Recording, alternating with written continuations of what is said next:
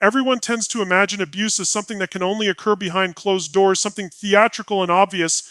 They envision yelling, slapping, or visible bruises. The reality is, though, that abuse can wear a smile. It conceals itself behind charm, behind promises, behind words that say, I didn't mean it. It's in the insidious manipulation, the never-ending belittling, the manner in which a person gets you to doubt your own perception. Abuse does not always rage. Sometimes it murmurs until you forget what your own voice sounds like. Key to taking back your life and your peace is awareness, authentic, raw, unfiltered awareness. You cannot change what you do not accept. If you continue to tell yourself that it's not that terrible, or perhaps it's my error, you will remain in a cycle that thrives off of your confusion. And let's be real, confusion is the abuser's greatest tool. When they're able to make you doubt yourself, your own sanity, your own memory, they've already started taking over your head. Awareness isn't simply seeing what's going on outside of you. It's waking up to what's going on inside you. It's seeing the transition from trust to suspicion, from happiness to anxiety, from love to tiptoeing around each other. You know that sense of uncertainty when you pause before you speak because you don't know which version of them you'll be getting today. That's not love. That's not concern. That's control masquerading as affection. I want you to know this abuse is not measured by the severity of the act, but by the frequency of the harm. Emotional abuse can destroy the spirit of a human being quicker than any physical injury ever could. Words can hurt the soul. Silence can strangle it. Gaslighting, that psychological manipulation of reality, can cause even the strongest minds to doubt themselves. And when you begin to doubt your own notion of truth, you're in a state of dependence upon the very individual who's killing your peace. That's the catch. But consciousness shatters that spell. Consciousness is like saying, wait a minute, this is not acceptable. This is not who I am supposed to be. It's that spark of light within you that won't allow itself to be extinguished no matter how many times it has been suppressed. And I can tell you, the spark is still there. It may be hidden deep beneath the surface of fear, guilt, or shame, but it's waiting for you to rediscover it. When you really see what's going on, when you name it for what it is, you reclaim your power. You begin to move from victim to observer and from observer to creator.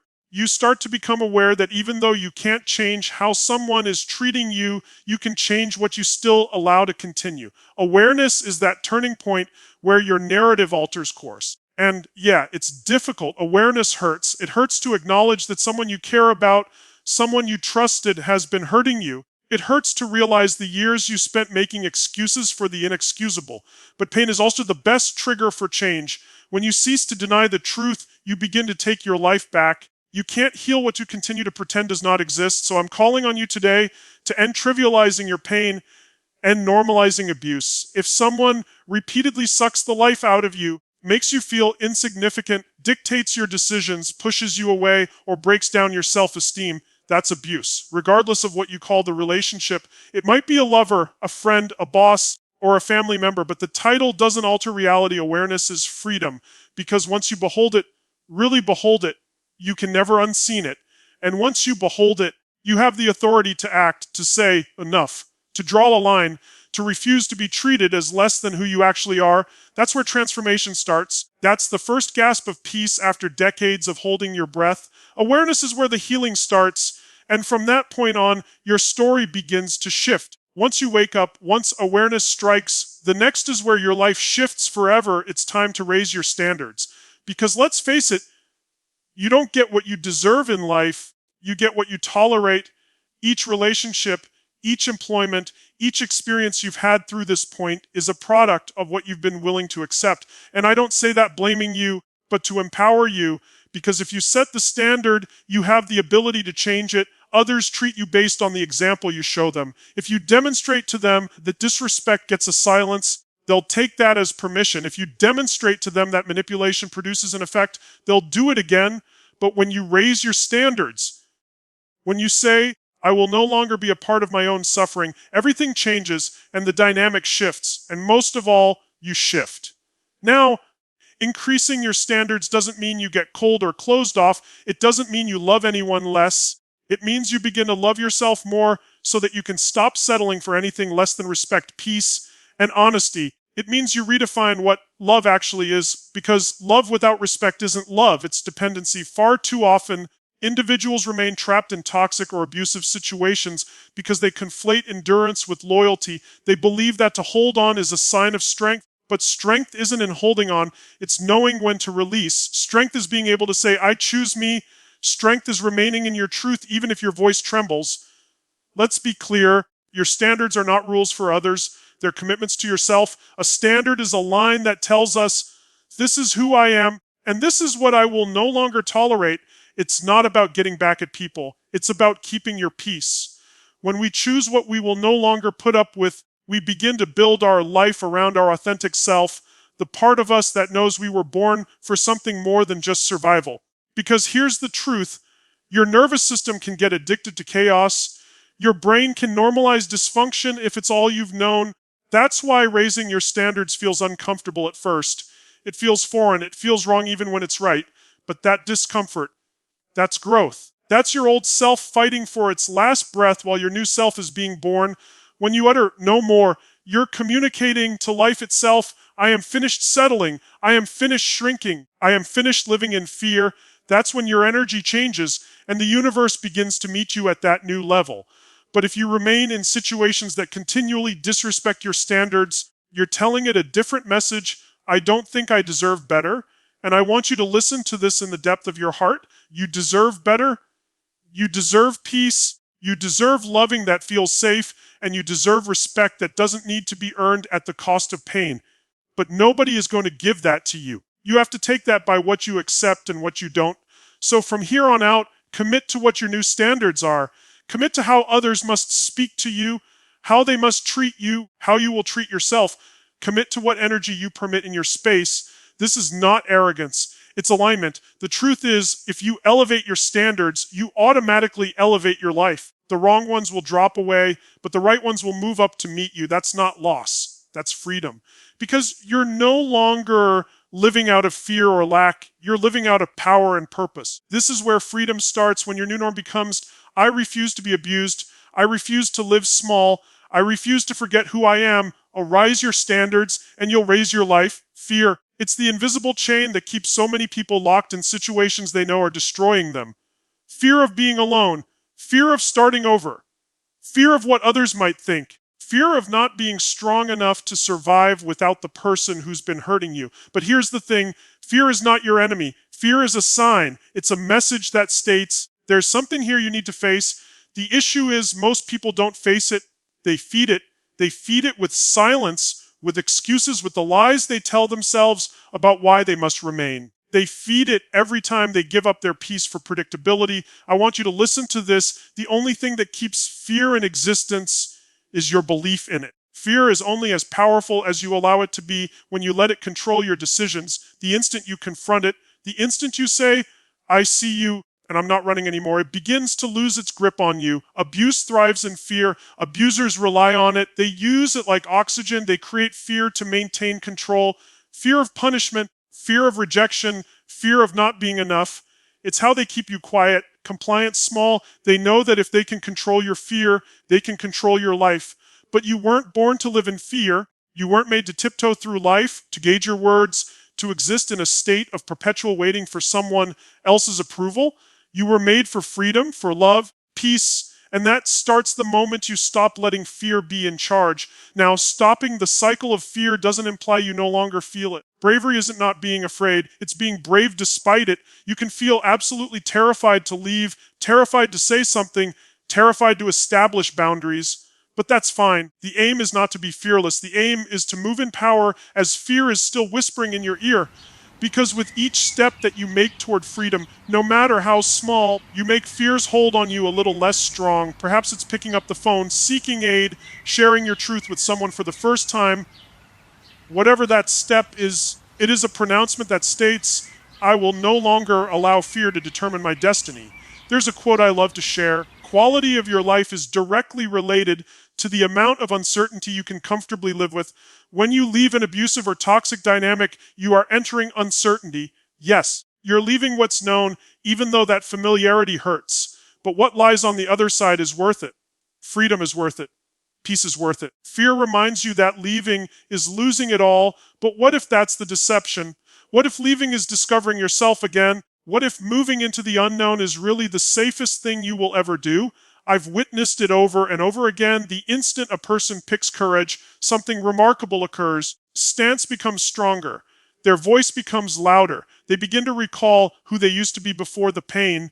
That's not sorcery. That's you taking back your power. That is what occurs when you stop allowing fear to dictate your life anymore. And yes, fear will come back. It will test you. It will whisper. You can't make it on your own. When it does, remind yourself of this truth. You've already survived the worst days of your life, and you're still here. That means you're stronger than the fear that tried to break you. Shattering the cycle of fear is not something you do once. It's something you do every day. You wake up in the morning and say, "Today, I will not allow my truth to be drowned out by fear." That's how you create freedom, one courageous act at a time. So breathe, feel your fear, and move forward anyway, because the minute you step into it, you'll find out it was never a wall, it was just a shadow. And on the opposite side of that shadow is your peace, your power, and your life waiting for you to take it. There is a point, sometimes subtle, sometimes explosive, when you realize something fundamental: you are not powerless. You never were. You were just conditioned to think you were. That's what abuse does. It doesn't only steal your confidence, it attempts to redefine your sense of self. It makes you believe that your voice is irrelevant, your decision-making is irrelevant, and your aspirations are irrelevant. It feeds you falsehoods until you lose yourself. But deep inside, beneath all the pain, that initial power, the one you were born with, remains. It may be buried beneath fear and self-doubt, but it's waiting for you to recall it. Taking back your personal power starts with one choice, the choice to stop giving your power away. You give your power away whenever you allow someone else to tell you how you should feel, whenever you think your value lies in someone else's approval, whenever you muzzle your truth in order to maintain peace. But peace that is constructed on silence is not peace, it's suppression. And you can't live a rich life in suppression. Here's the reality: the power you are looking for is not out there, it's within you. No person can provide it to you, and no one can take it from you. Individuals may try to manipulate you, mislead you, even attempt to shatter you, but they cannot claim your spirit unless you surrender it. And this day, at this moment, you can choose to reclaim it. Getting your power back does not involve fighting fire with fire. It doesn't involve yelling louder or retaliating. It involves standing firm in your truth. It involves knowing that your peace isn't negotiable. When you get your power back, you no longer respond out of reaction. You respond. You no longer pursue validation. You are it. You cease to wait for permission to be worthy, and you begin living from the truth that you already are.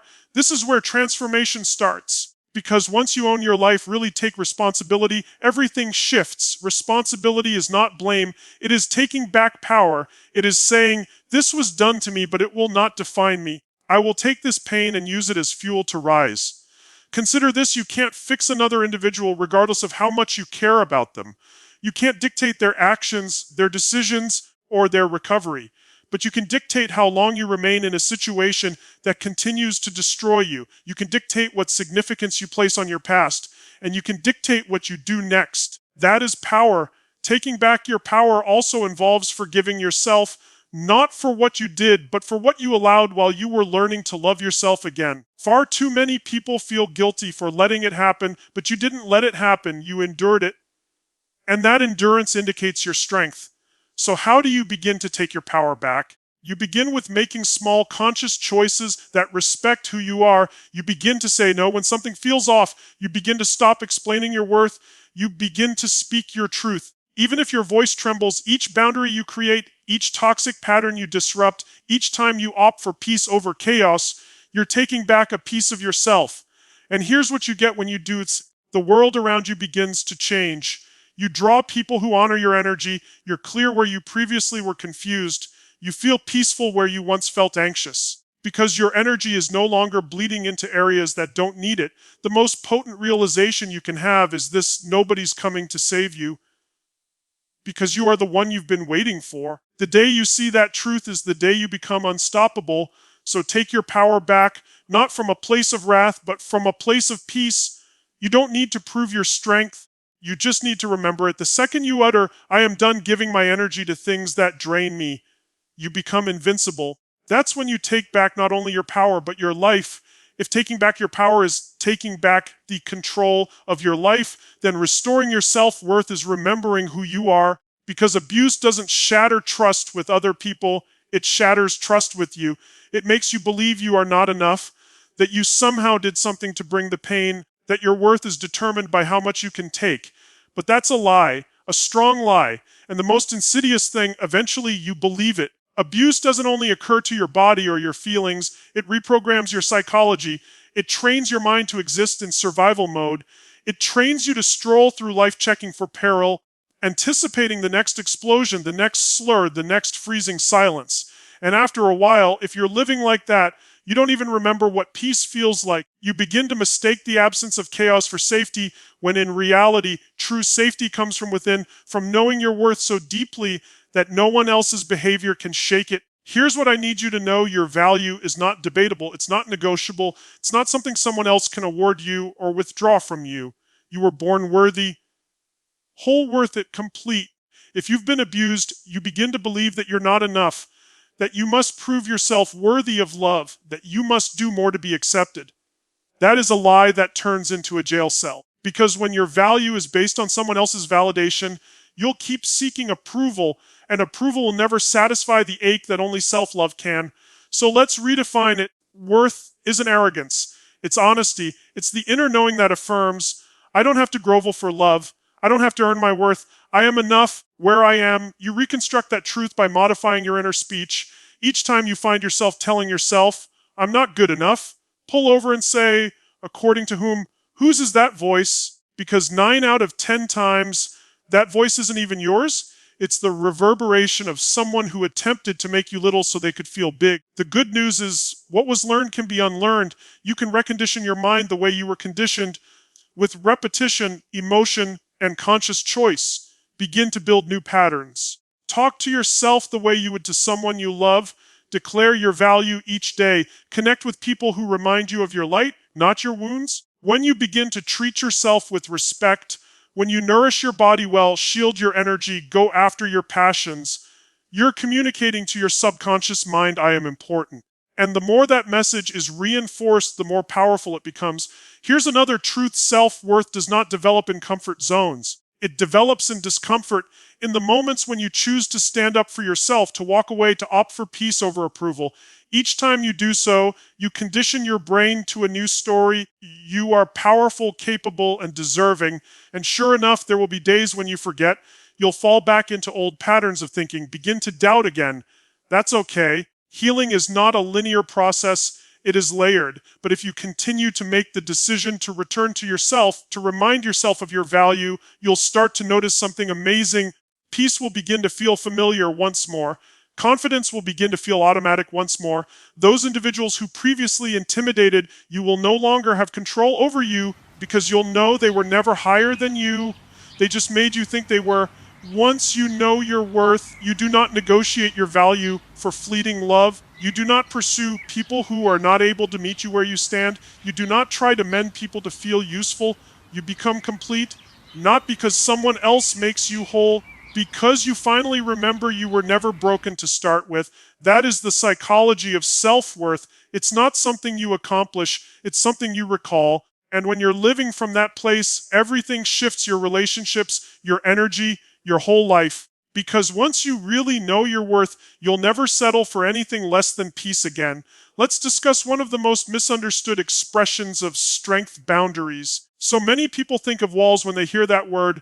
Walls that block out people, boundaries that put distance between us. But boundaries are not walls. Boundaries are bridges. They are the framework that makes healthy love, respect, and peace travel between two individuals without either one losing himself in the process. If awareness opens your eyes and setting your standards determines what you won't accept anymore, then boundaries are how you defend that new standard in real life.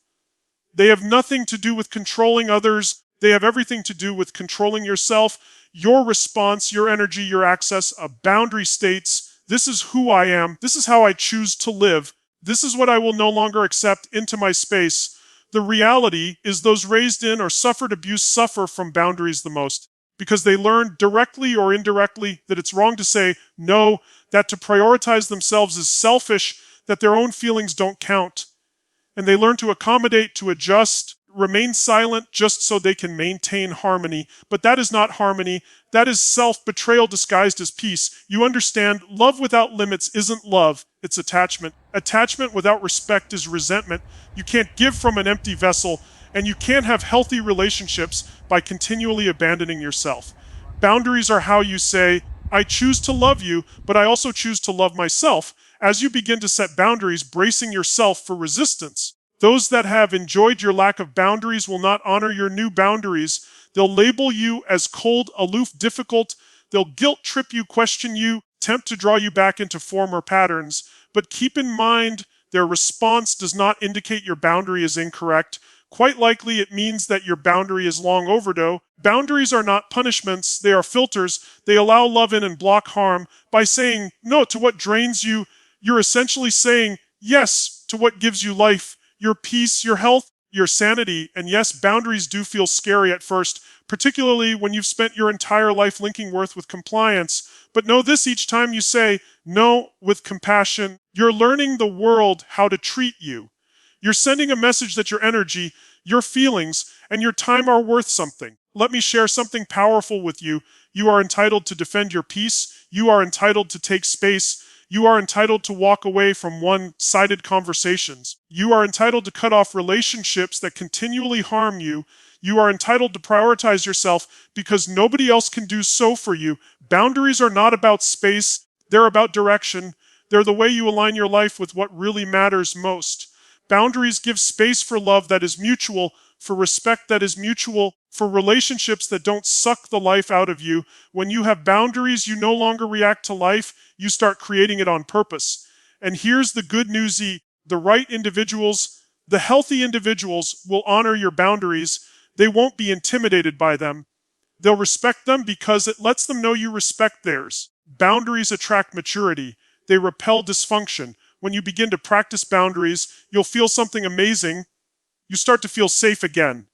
Not because other people did something different, but because you did. You actually begin to live in a place of truth rather than fear. So make this your new mantra. Boundaries are not barriers. They are bridges to peace. They're not selfish. They're sacred. They're the way you love yourself and teach others to love you back. Because the reality is, you cannot have peace unless you have protection. You cannot have love unless you have respect. And you cannot live freely if you're always allowing others to dictate how much of yourself you get to hold on to. Boundaries are how you respect the person you've worked so hard to become. They're how you guard your healing. And once you know how to set them unapologetically, compassionately, always, you'll never have to plead for peace again. You'll be living it. Pain is inevitable. Suffering is a choice. We've all felt pain, heartbreak, betrayal, disappointment, loss. But when you've been abused, pain takes on a new level of meaning. It becomes the language your body and soul have learned to speak. It's heavy, it's exhausting, and sometimes it feels like it defines you. It doesn't have to. Because pain, when transformed, becomes your greatest source of power. You understand the hurt you've suffered isn't a weakness. It's evidence of your ability to survive, to feel, to persevere. You've already achieved something amazing just by being here today, breathing, listening, not giving up. The fact that you are still here is evidence you already possess the strength that fear attempted to make you think you didn't. Transformation starts when you finally stop wondering, why did this happen to me? And begin to wonder, what can I learn from this? What can I do with it? For when you discover meaning in your suffering, you take back the story. You move from victimhood in your past to studenthood of it, and that's where your power starts growing. Let's be clear, transforming pain isn't about pretending it didn't hurt. It's not about bypassing the grief or ignoring the scars. It's about feeling every ounce of that pain and deciding this will not be the end of me. It's about saying, I'm going to use this. I'm going to grow from this. I'm going to make sure this pain produces something powerful, because the truth is, each time you've been broken, you were being forged. Each failure, each heartbreak, each betrayal, it was forging resilience within you.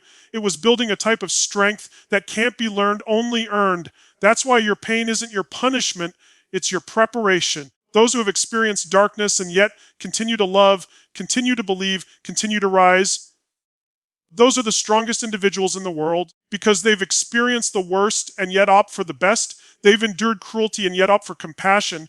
That is true strength. There is a principle that I like to speak about, and it's emotional alchemy. It is the power to take the raw material of suffering and turn it into something more: purpose, compassion, strength. You can't dictate what occurred. You can dictate what it becomes. You can allow it to make you bitter, or you can allow it to make you better. You can allow it to deconstruct you, or you can allow it to break you open. Consider this: many of the most inspiring, world transformative individuals that you know didn't come up because life was easy. They came up because life challenged them. They took their wounds and made them into wisdom. They took their experience and used it to serve other people. And that's the secret. The minute you take your pain and serve someone else's healing, your suffering becomes service, and service is the greatest form of power. Perhaps your testimony is turned into another person's survival manual. Perhaps your bravery emboldens someone else to leave, to heal, to begin anew.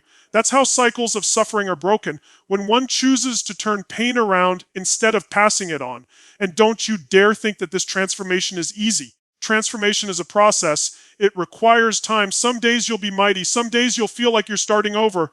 That's okay. Healing is not perfection, it's progress. Step you move toward peace is a win. Each tear you cry with presence is freedom. Each boundary you maintain is power. When you begin to view your pain not as something that makes you who you are, but as something that made you sharp, that's when you're unstoppable. Because what can the world take away from a person who's already converted their greatest hurts into wisdom? You can't erase the past, but you can choose what it means. And when you take your pain and give it purpose, when you transform it into power, you don't just heal yourself, you become a force of healing for others. That's how you reclaim not only your peace, but your legacy. Don't hide your scars, honor them. They're not weaknesses, they're evidence that you wouldn't let yourself be defeated. Reminders of how you took pain and turned it into power, and power into purpose. That's the warrior you were born to be. You can't get better in the same space that destroyed you. Let me put it another way. You cannot heal in the same space that conditioned you to not believe your worth, silence your voice, and doubt your value. Because regardless of how hard you are, your environment will always have an impact on you. It will either expand your spirit or shrink your spirit. It will either feed your growth or feed your pain. So, if you really want to take back your life in peace, you must surround yourself with empowerment. You must decide to enter spaces that remind you of who you actually are, not who the pain convinced you to think you were. We all become like the folks we hang out with most. Energy is contagious. Emotion is contagious. Beliefs are contagious. If you spend your days surrounded by people who suck the energy out of you, who dismiss your visions, who nourish your fear, you'll begin to reflect that energy. If you surround yourself with the people who believe in you, who see your power even when you can't, who push you to get up instead of lay down, your whole life starts to change. Now, I know that is not easy. When you've been trained to survive in a state of chaos, peace can be uncomfortable. Support can be suspicious. Love that demands nothing in return can feel like something outside of your experience. But that's how you know you're healing. When peace begins to feel natural again, when calm no longer feels like boredom but like home. To be surrounded by empowerment is to begin being deliberate about who and what you invite into your energy. You no longer give every voice a place in your mind. You no longer have to tell people who are dead set on misunderstanding you how valuable you are. You begin creating a circle that lifts you up higher. That reminds you of your power when you forget. Empowerment is not always about large crowds and loud mouths. Sometimes it's the one friend who visits you when you're quiet. Sometimes it's a mentor, a coach, a support group, or even a community of those healing alongside you. The thing is, find people who speak life into you. Find people who honor your growth, not your suffering. And just as important, become that sort of person for yourself. Because empowerment isn't just about others, it's about the connection you share with you. Are you talking to yourself kindly? Are you nourishing your mind with power, your body with compassion, your spirit with honesty? Are you building yourself up for success, or are you filling your space with reminders of those who injured you? You can't keep going back to the same wounds and think you're going to get better. You're going to have new growth, new wisdom, new ways. You need to substitute the poison with the power. That means reading empowering material, books, podcasts, messages, music, anything that gives you fuel for your fire and not your fear. Because what you feed your mind is the seed of your reality. Remember, this empowerment isn't about being tough all the time. It's about being surrounded by people and influences that remind you of your strength when you lose sight of it. It's about having a tribe who tells you you've got this when your inner critic tells you you can't. It's about understanding you're never alone, even when your past attempted to make you feel otherwise. And let's get real, not everybody needs to have access to your energy. Some are going to resist your growth simply because your growth highlights their stagnation. Don't shrink for their sake. Guard your peace like it's holy, because it is. The instant you put yourself around empowerment, you begin to feel different. You talk differently. You think differently.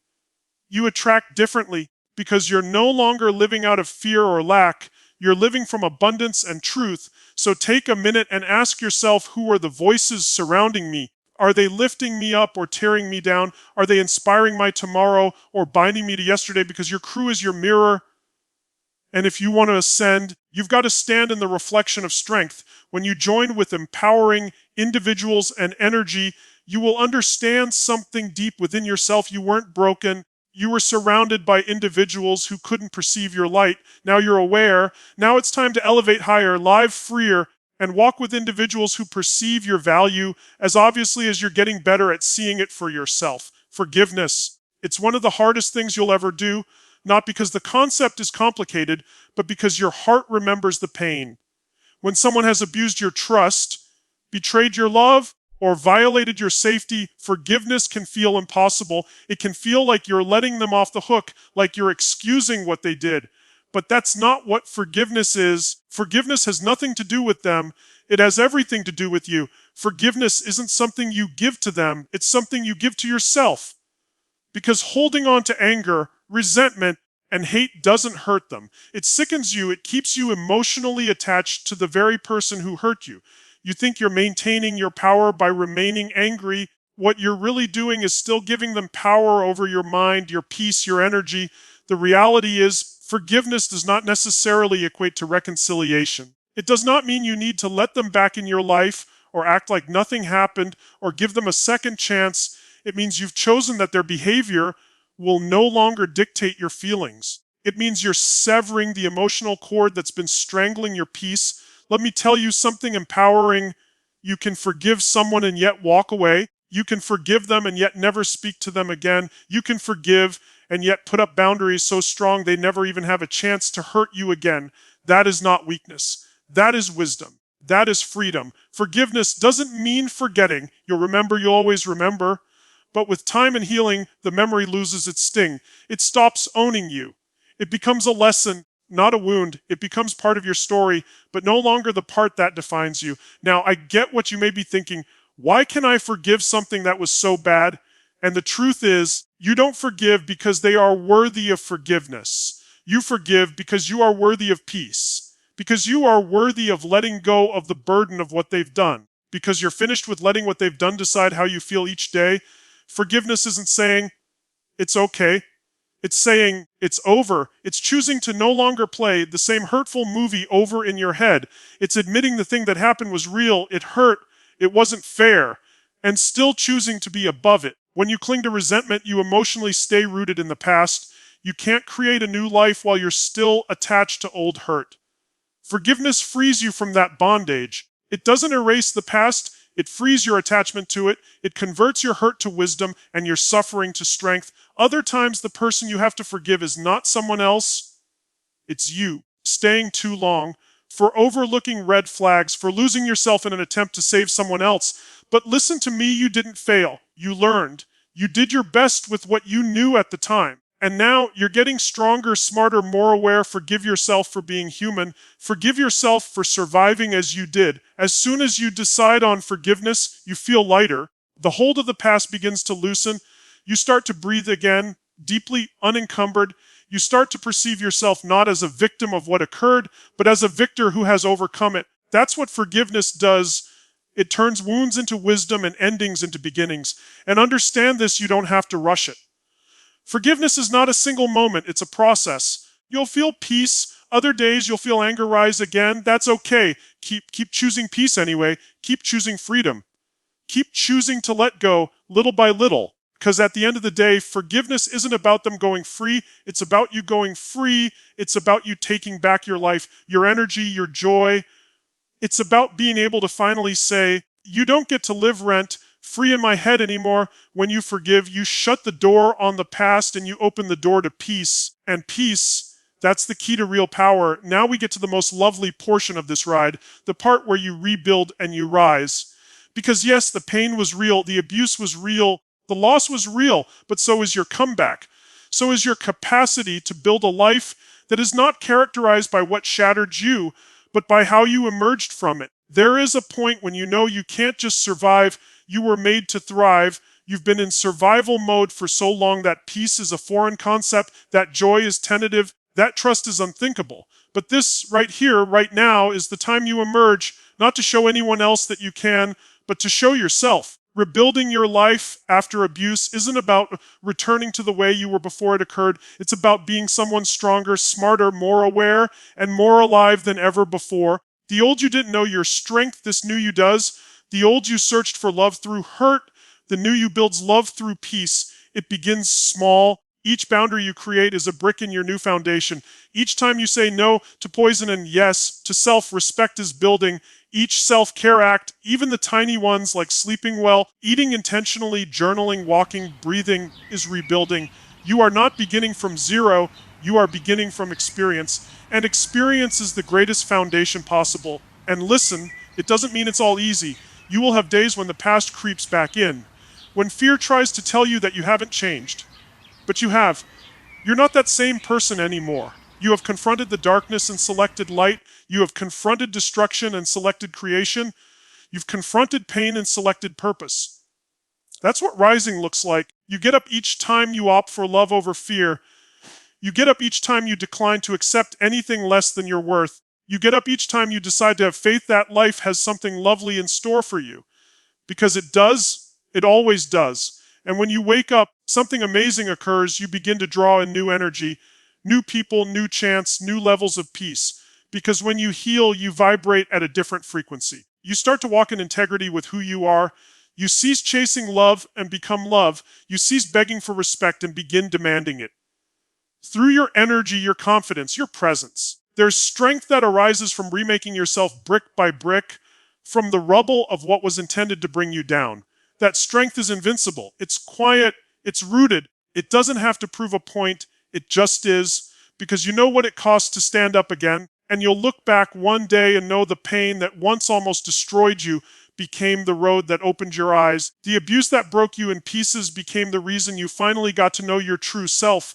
The tears that fell so endlessly became the water that fed your rebirth. That's what rising again and rebuilding is all about. It's about taking your story and making it strength, your mess and making it message, your wounds and making them wisdom. It's about becoming the type of individual who doesn't just survive but thrives, who doesn't just heal but helps others heal as well.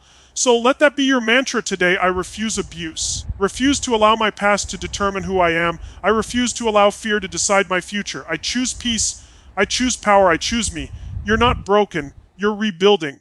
You're not lost. You're coming home to yourself. And when you get up, you give everyone permission to do the same. So stand tall. Take deep breaths into the mirror and notice not what you've endured, but who you've become as a result of it. That is your power. That is your triumph. That is your new beginning. You've said no to abuse. You've taken back your peace. And now you rise. Fair refuse abuse.